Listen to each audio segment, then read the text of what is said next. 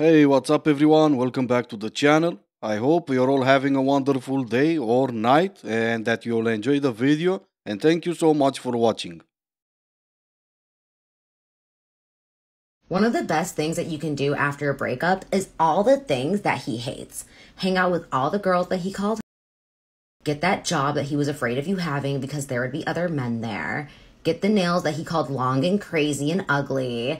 And if he didn't like you wearing makeup, girl, get back in that makeup routine. A lot of this stuff is the stuff that makes you a baddie. Yeah, he was trying to hold you back from being a baddie. Go be the biggest, baddest baddie that you can be, especially if he didn't want you posting on social media. Take that online too.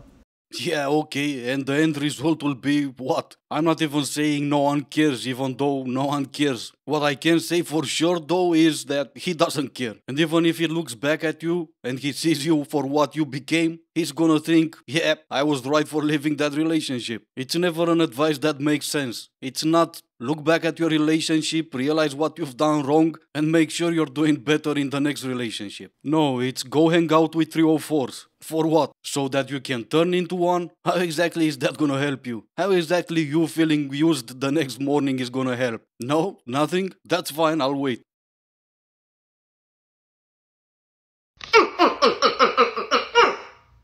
I know somebody's dusty boyfriend needs to hear this, so here's just a little reminder.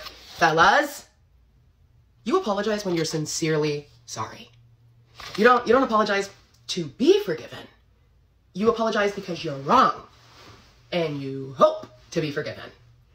When you say things like, you don't have to forgive me, you're actually robbing someone of their emotional ownership, and it turns out they don't need your permission. And when someone says that you've hurt them, you don't get to decide that you didn't. It's crazy, isn't it? You know, the act of forgiveness and accepting an apology, two totally different things. Totally different.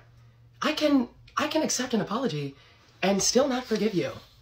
Hearing you out is one thing, but letting you back in is another.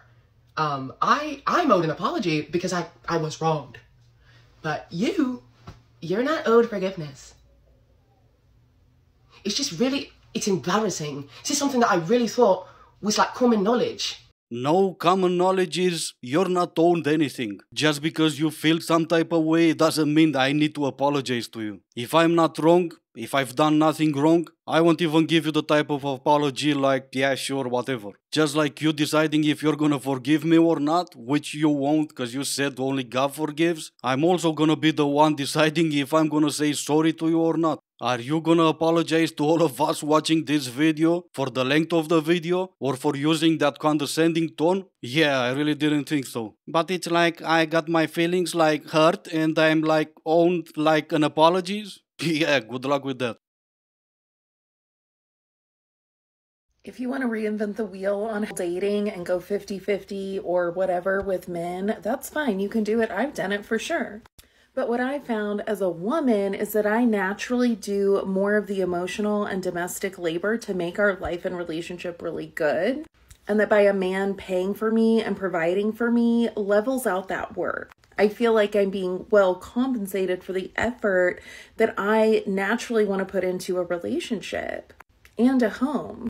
So for people who are looking for a long-term serious partner, a husband, they are generally better served by going on dates with people who realize that dating costs money, being with a woman costs money, providing for a woman is expensive, and they're not trying to do it for free. Man, that emotional labor must be exhausting. I don't even know what that is, but since you're all talking about the same stuff, I'm gonna take your word for it. Make sure you take long breaks and drink lots of water. Of course, you started off with that because you make no other point in the entirety of your video. You said 50-50 in dating, but then you're talking about marriage life or at least living with someone. If we're married, of course I'm gonna pay for everything. And it's all worth it because you bring in the emotional labor. When we're talking about just dating, you wanna date a man that understands that a woman will cost money. Every man on this planet that is thinking about dating knows that a woman costs money. He knows he needs to budget you into his life. You, on the other hand, don't seem to understand that. You seem to somehow feel entitled to his money. That's why we say drinks or coffee dates and you say $800 dinners. And when we hear that, we understand that a girlfriend experience from the girls at the corner is way cheaper, and we go ahead and buy that from them. It saves us the trouble of hearing you on days talking about emotional labor.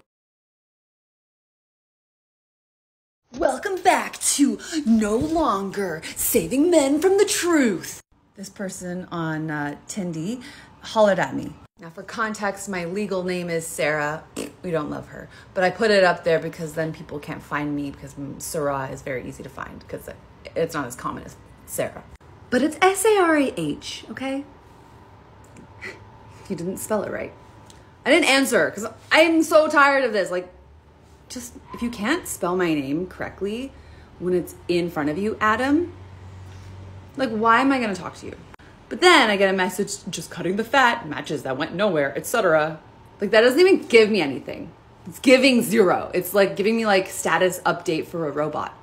So I told him, well, yeah, he's far, but also you spelled my name wrong when it's right there. So I didn't bother when carelessness is instantaneous.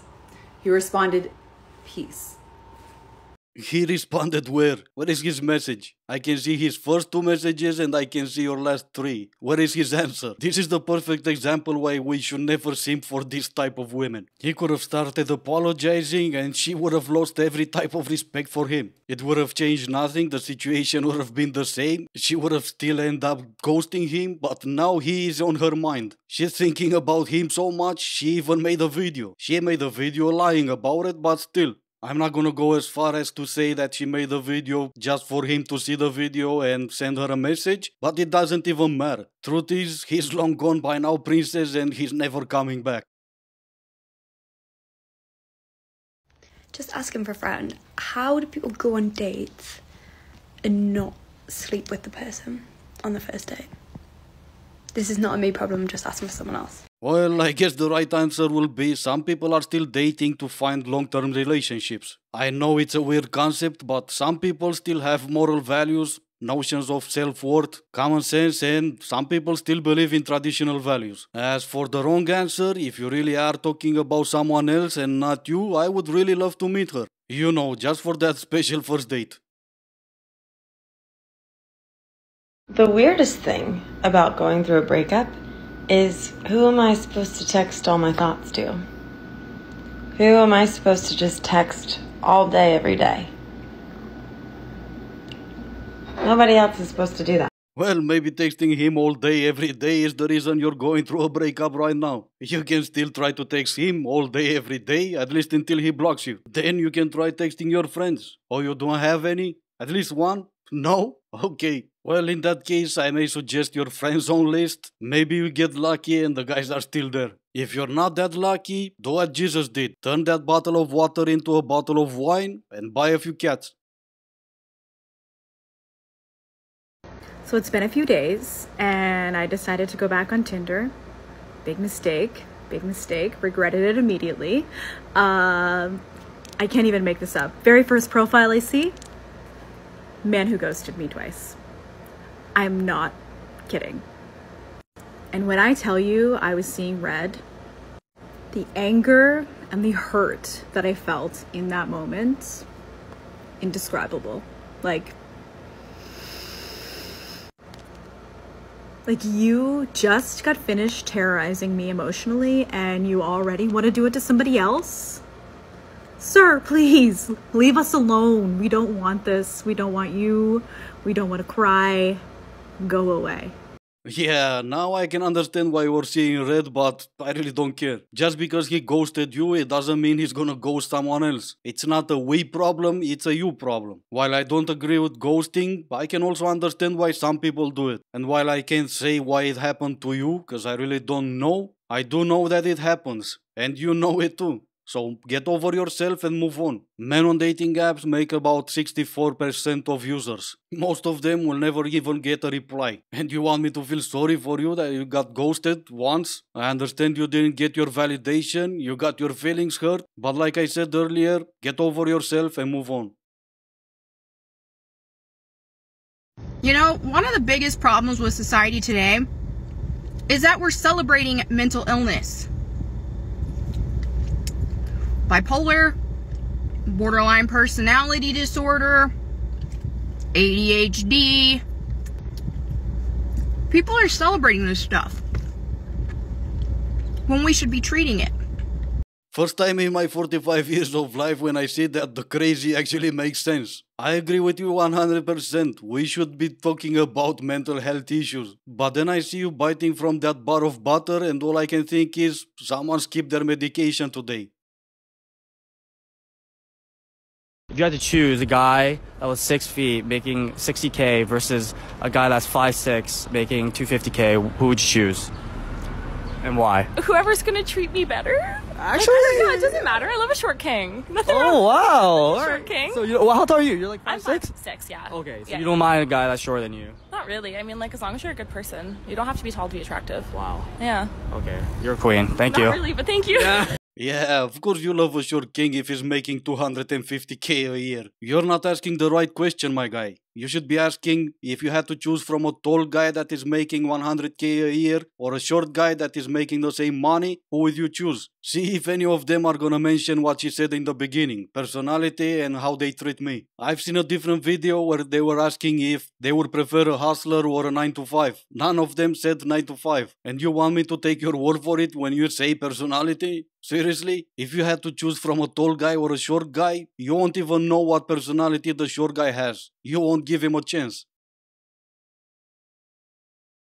Right, so there's no sound on this one, it's just one guy on a dating app and I'm gonna read what he posted in his bio. My hobby, catfishing roasties. I arrange dates and stand them up. I've stood up over 100 women. I've made them waste hundreds on Uber money and dinners, I make them order in advance. Some have even broke down and cried after repeatedly standing them up. Is this normal? Again, this is what the guy had in his bio. And these are the messages that he got. Oh my god, you're real. You're so handsome. I'm busy tonight, but I would really like to meet you. Where are you from, cutie? So, what was the previous lady said? Personality? Now I could give this one sending the messages the benefit of the doubt. She never read the guy's bio. But that also proves that they don't care. Personality? Come on now. Just admit you're as visuals as we are, and I'm okay with that. Anyway, this is gonna be it for today. As always, I do hope you enjoyed the video. If you didn't, I still appreciate you for making it this far. Thank you all so much for watching. Stay safe, and I will see you in the next one.